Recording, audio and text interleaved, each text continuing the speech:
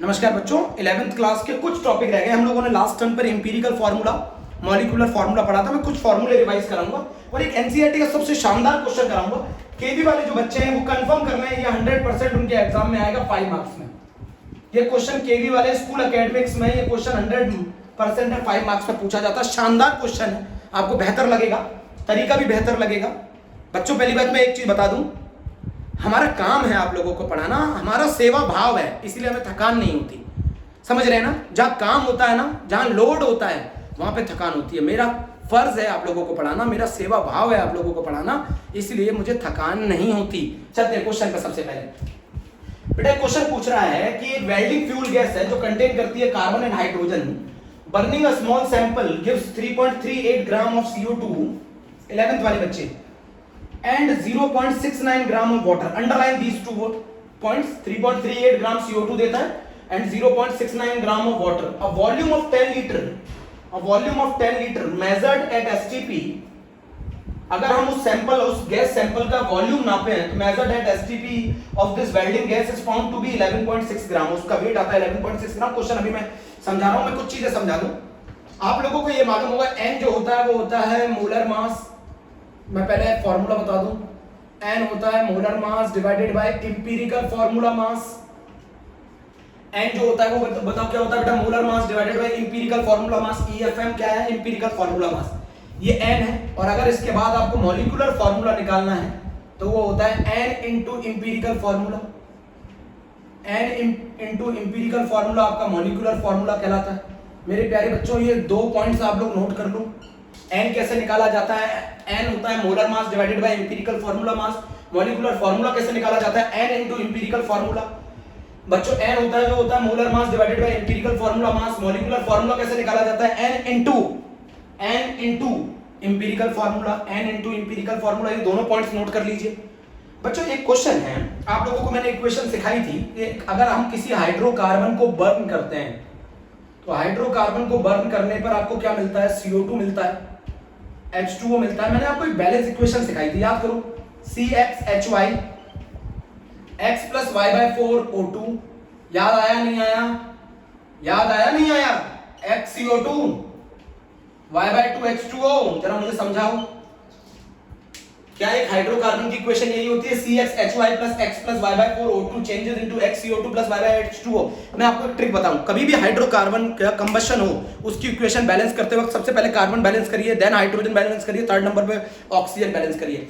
सबसे पहले carbon balance करिए, देन हाइड्रोजन बैलेंस करिए, देन ऑक्सीजन बैलेंस करिए। बेटा ये हाइड्रोकार्बन का कंबशन है। अगर हाइड्रोकार्बन का कंबशन करूंगा मैं ऑक्सीजन की प्रेजेंस में तो x CO2 और y बाय 2 H2O मोल मिलते हैं। इसका मतलब है अगर मैं 1 मोल हाइड्रोकार्बन, इसके आगे स्टोइकोमेट्रिक कोएफिशिएंट 1 है, अगर मैं 1 मोल हाइड्रोकार्बन का कंबशन करता हूं, अगर मैं 1 मोल हाइड्रोकार्बन का कंबशन करता हूं तो बच्चों मुझे x मोल CO2 मिलता है एंड मुझे y बाय 2 मोल H2O मिलता है। ये मतलब है इसका, अगर मैं 1 मोल हाइड्रोकार्बन का कंबशन करूंगा तो मुझे x मोल CO2 मिलेगा और y बाय 2 मोल H2O मिलेंगे। मेरे को कितने मोल CO2 के मिलेंगे? x मोल CO2 के मिलेंगे, y बाय 2 मोल H2O के मिलेंगे। मेरे बच्चों प्लीज आपने ये बात ध्यान से सुनी। अब जरा मुझे ये बताइए CO2 के मोल्स कितने? CO2 के मोल्स है x और CO2 का यहां वेट कितना दे रखा है क्वेश्चन में? 3.38 डिवाइडेड बाय बेटा 44 is the molar mass of, मैंने x मोल CO2 के मिलेंगे ना, और CO2 के मोल कैसे निकाल सकते हैं? Weight upon molar mass. CO2 का वेट दे रखा है बेटा, मैं आपको फिर से बता दूं, आप यहां से फिर से समझ लो।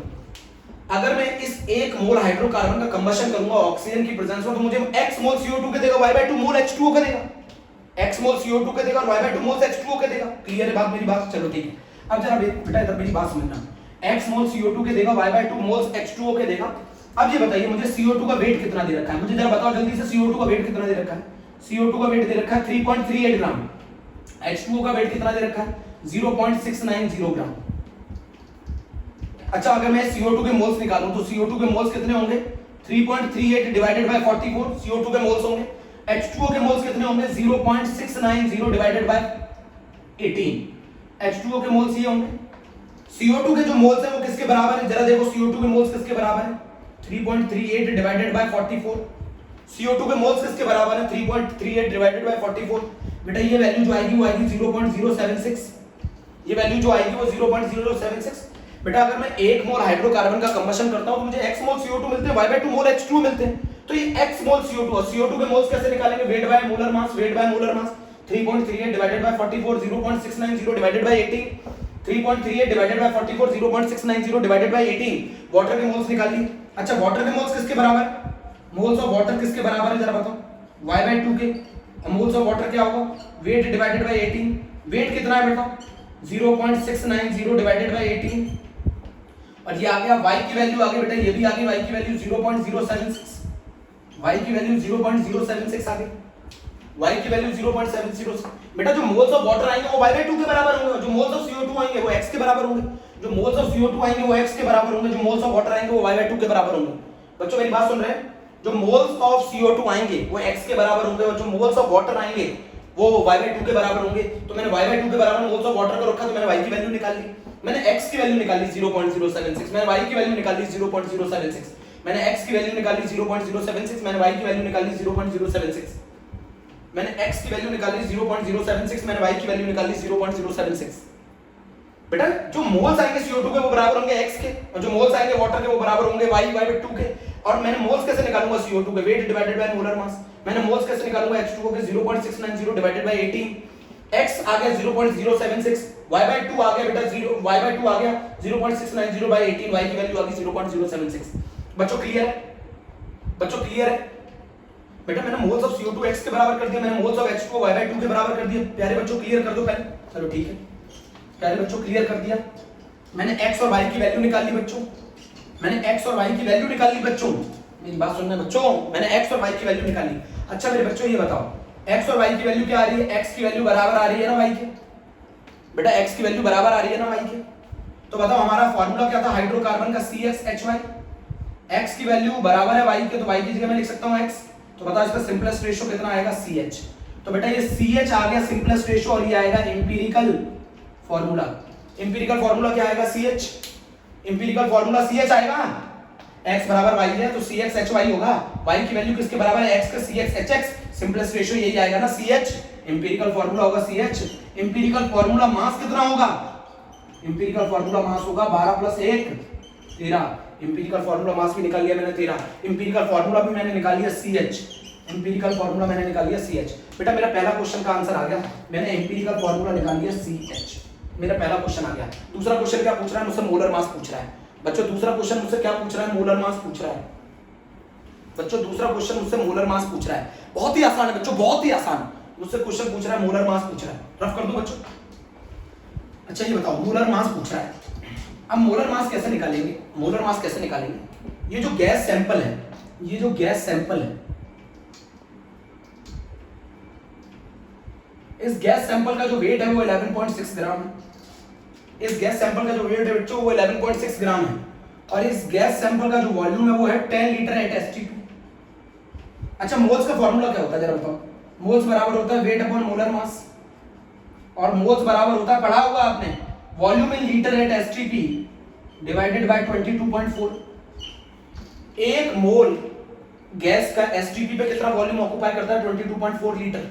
तो अगर आपको मोल्स निकालने तो वॉल्यूम इन लीटर को डिवाइड कर दो 22.4 लीटर से। बोलो बच्चों, इसमें पुट कर दो वैल्यू। वेट की जगह कितना पुट करोगे? 11.6। मोलर मास मुझे निकालना है, volume in litre 10 divided by 22.4। इससे मोलर मास जो आएगा निकल के बच्चों वो आएगा 26 ग्राम। इससे मोलर मास निकल के आएगा 26 ग्राम। बच्चों मैंने कुछ नहीं किया, मोल्स का फार्मूला होता है वेट अपॉन मोलर मास और मोल्स का एक और फार्मूला होता है volume in litre at STP divided by 22.4। मैंने उठा के वैल्यू इसमें पुट कर दी। वेट मेरा 11.6 ग्राम था, मोलर मास निकालना था, volume in litre at STP 10 litre था, डिवाइड किया 22.4 से, मोलर मास आ गया 26 ग्राम। मोलर मास 26 ग्राम आ गया। मेरे बच्चों नोट कर लो, बिल्कुल बिल्कुल इसी तरीके से करना है। मोलर मास 26 ग्राम आ गया।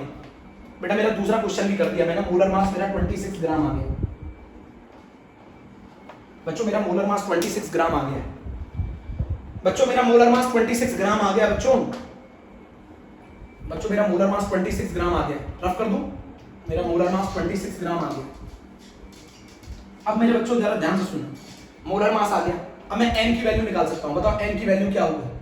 मोलर मास, n की वैल्यू क्या होगी? Molar mass divided by empirical formula mass. Molar mass कितना है बेटा बताओ 26। इंपीरिकल फार्मूला मास कितना है बेटा 13, अभी आप लोगों ने निकाला था। n की वैल्यू आ गई 2, n की वैल्यू 2 आ गई।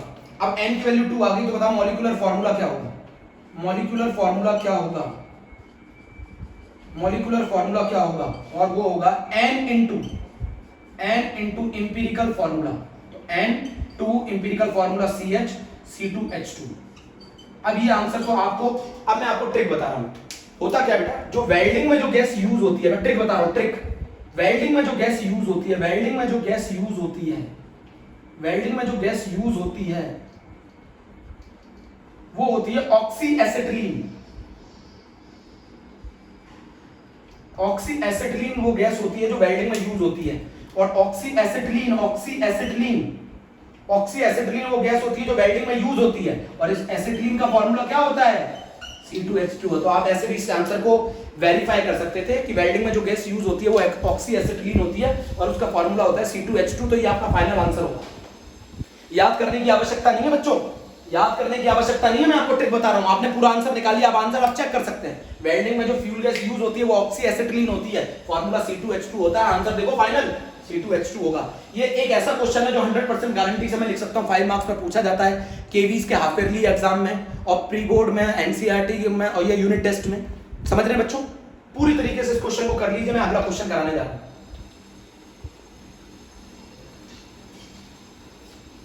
नोट कर लिया, स्क्रीनशॉट ले लिया, स्क्रीनशॉट ले लिया मेरे प्यारे बच्चों।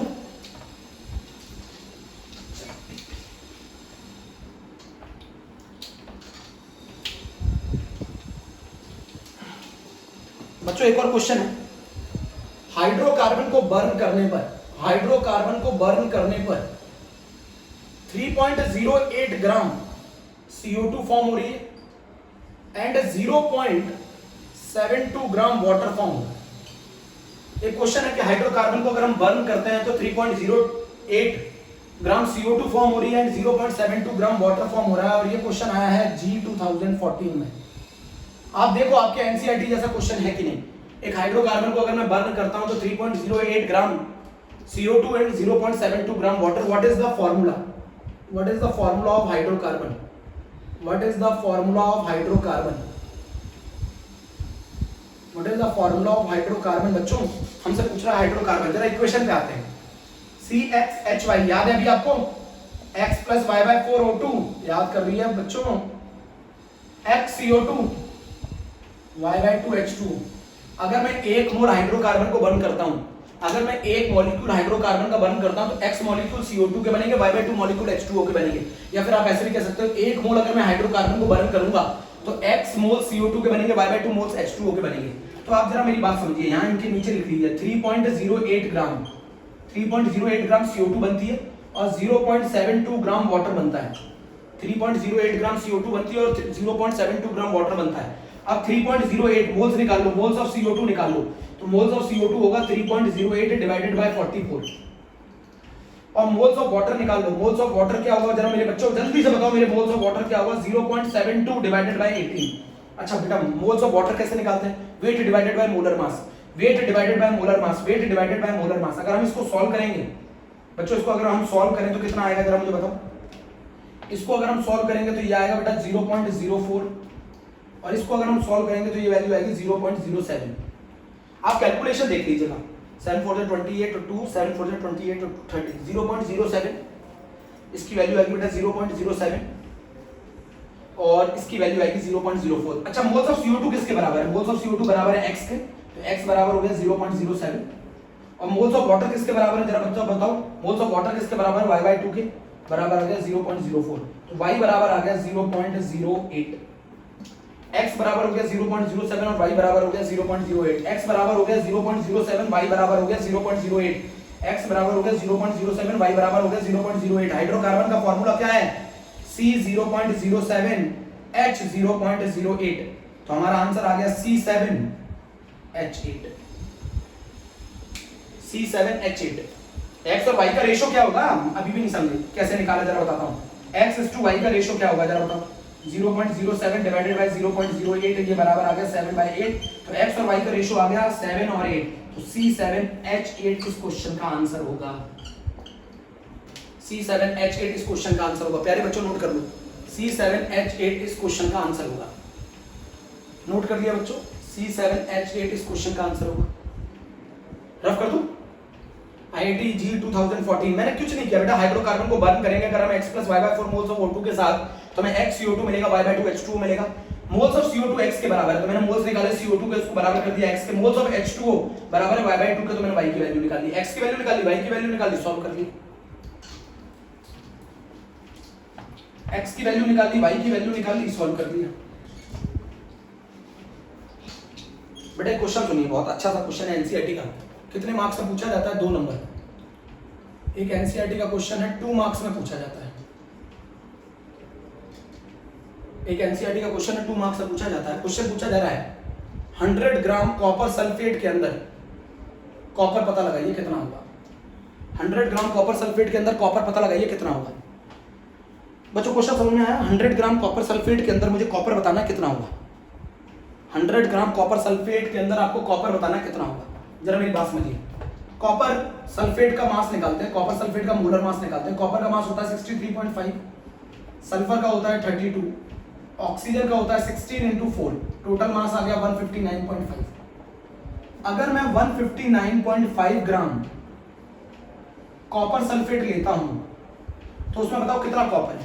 159.5 ग्राम के अंदर कितना कॉपर है, जरा मुझे बताओ। 159.5 ग्राम के अंदर 63.5 ग्राम कॉपर है।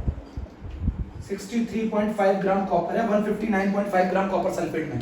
तो जरा मुझे एक चीज बताओ, 159.5 ग्राम कॉपर सल्फेट के अंदर 63.5 ग्राम कॉपर है, तो बताओ 1 ग्राम कॉपर सल्फेट के अंदर कितना कॉपर होगा। तो 1 ग्राम कॉपर सल्फेट में जो कॉपर होगा वो 63.5 divided by 159.5 gram of copper होगा। 63.5 divided by 159.5 gram of copper होगा। तो मुझे जरा ये बताओ 100 ग्राम कॉपर सल्फेट के अंदर कितना कॉपर होगा। तो 100 ग्राम ऑफ कॉपर सल्फेट के अंदर जो कॉपर होगा वो होगा 63.5 डिवाइडेड बाय 159.5 इनटू 100। इतना ग्राम कॉपर होगा। बोलो इतने ग्राम कॉपर होगा। आंसर निकाल के दिखाओ बताओ बच्चों, जल्दी आंसर बताओ। आंसर आएगा 39.81 ग्राम। आंसर आएगा बेटा 39.81 ग्राम। 39.81 ग्राम। बेटा एक चीज और याद रखनी है, देखो मैं आपको फिर से फॉर्मूला बता दूं। n बराबर होता है, इधर देखो n बराबर होता है मोलर मास, n बराबर होता है molar mass divided by empirical formula mass. n बराबर होता है molar mass divided by empirical formula mass. n बराबर होता है molar mass divided by empirical formula mass. अब अच्छा आपको मैं बता दूं, मोलर मास जो होता है वो होता है ट्वाइस इनटू वेपर डेंसिटी। अगर किसी क्वेश्चन में वेपर डेंसिटी दे रखी हो तो मोलर मास आप निकाल सकते हैं, ट्वाइस इनटू वेपर डेंसिटी। तीसरा फार्मूला क्या होता है, अगर n इनटू एम्पिरिकल फार्मूला कर दूं तो वो कौन सा फार्मूला आता है, मॉलिक्यूलर फार्मूला आता है। जरा मेरी बात समझो,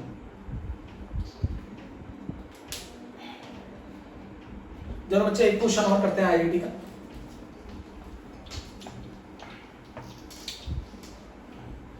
एक क्वेश्चन और करते हैं आईआईटी का।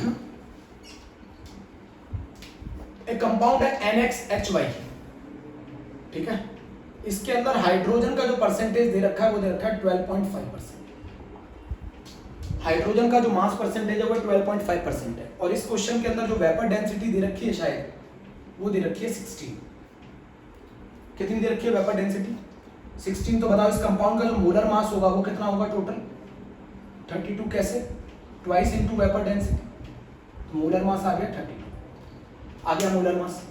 अच्छा ये बताओ NXHY का टोटल मास कितना होगा? NXHY का जो टोटल मास होगा वो होगा 14x प्लस y। हाइड्रोजन का मास 1 होता है और हाइड्रोजन नाइट्रोजन का मास जो होता है वो 14x होता है, 14 होता है। तो 14 into x 1 into y 14x plus y, ये इसका टोटल मोलर मास होगा। इस कंपाउंड का जो टोटल मास होगा वो होगा 14x प्लस वाई। अच्छा इसके अंदर हाइड्रोजन की परसेंटेज क्या होगी? परसेंटेज ऑफ हाइड्रोजन, हाइड्रोजन का mass divided by total mass into 100 है ना, यही होगी। परसेंटेज कितनी दे रखी है? 12.5 y upon 14x plus y into 100। बच्चों बोलो, तो यहां से यह वैल्यू आ गई 12.5 divided by 100 is equals to y upon 14x plus y. तो ये आ गया 1/8 बराबर y 14x प्लस वाई। इतना आ गया।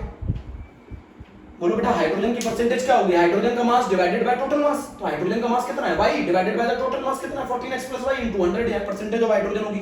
परसेंटेज ऑफ हाइड्रोजन दे रखा था 12.5 12.5 = y 14x + y * 100 12.5 divided by 100 y = 14x + y।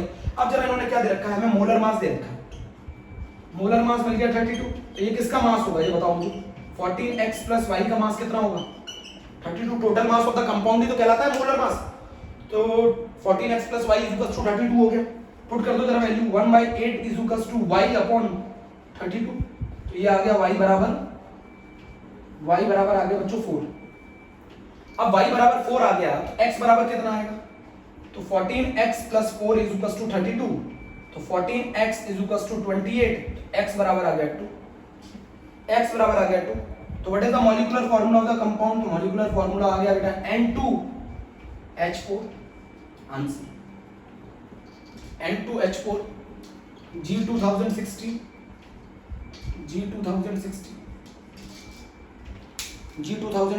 जरा करो बेटा क्वेश्चन समझो। उसने क्वेश्चन क्या दे रखा था, परसेंटेज ऑफ हाइड्रोजन दे रखा था, मास परसेंटेज 12.5, वेपर डेंसिटी 16। तो इसका एग्जैक्ट जो मोलर मास होगा वो होगा 32 ट्वाइस इनटू वेपर डेंसिटी। तो इसका टोटल मास कितना आ रहा है 14x + y। इस कंपाउंड का टोटल मास कितना आ रहा है 14x + y। तो 14x + y बराबर 32 हो जाएगा। मोलर मास दे रखा है, इसका टोटल मास दे रखा है 32। परसेंटेज ऑफ हाइड्रोजन का मतलब क्या हुआ, mass of hydrogen divided by the total mass. Percentage of hydrogen हो गया mass divided by the total mass, y divided by 14x + y * 100। 12.5 = y 14x + y * 100। मैंने रेशियो निकाल लिया, y/14x + y = 1/8। मेरा मोलर मास 32 के बराबर है, तो टोटल मास 14x + y बराबर 32 मैंने पुट किया। 1/8 = y, y/4, y बराबर आ गया 4। मॉलिक्यूलर फार्मूला आ गया N2H। नोट कर लो बच्चों, मॉलिक्यूलर फार्मूला आ गया N2H4।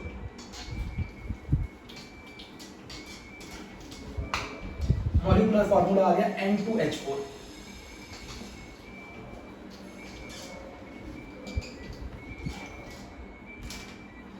बच्चों एक और क्वेश्चन है, अगर मैं 1 ग्राम, आईआईटी का क्वेश्चन था 2017 का, 1 ग्राम अगर मैं M2CO3 को 1 ग्राम M2CO3 को अगर मैं एक्सेस ऑफ HCl के साथ रिएक्ट कराऊं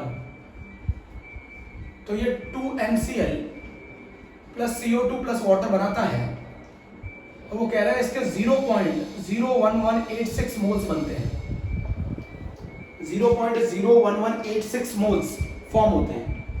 बच्चों नोट किया, 0.01186 मोल्स बनते हैं। अब जरा पूछ रहा है इस कंपाउंड का मोलर मास बताओ, M2CO3 का मोलर मास बताओ। स्टिकियोमेट्री का क्वेश्चन है बच्चों, स्टिकियोमेट्री का क्वेश्चन है। अगर मैं 1 मोल M2CO3 लेता हूं तो वो 1 मोल CO2 फॉर्म करता है। 1 मोल M2CO3 लूंगा, इसका और इसका रिलेशन लगेगा। अगर स्टिकियोमेट्री देखी जाए तो 1:1 की स्टिकियोमेट्री है। 1 मोल अगर मैं M2CO3 लेता हूं तो वो 1 मोल CO2 बनाएगा। 1 मोल M2CO3 लूंगा तो 1 मोल CO2 बनाएगा। तो अगर मेरे 0.01186 मोल्स CO2 बन रहा है तो बताओ मैंने कितने मोल M2CO3 लिया होगा। तो मैंने M2CO3 भी कितना लिया होगा, 0.01186 मोल।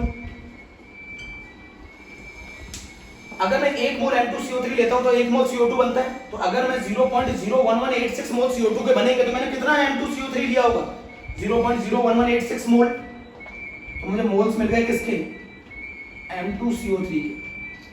और मोल्स ऑफ M2CO3 बराबर होगा weight divided by molar mass. तो ये हो गया 0.01186 डिवाइडेड = 1 मोलर मास।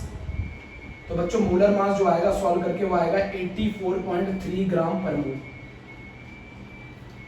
और बच्चों मैं आपको बताना चाहूंगा हमारा फर्स्ट चैप्टर कंप्लीट हो गया है 11th क्लास का।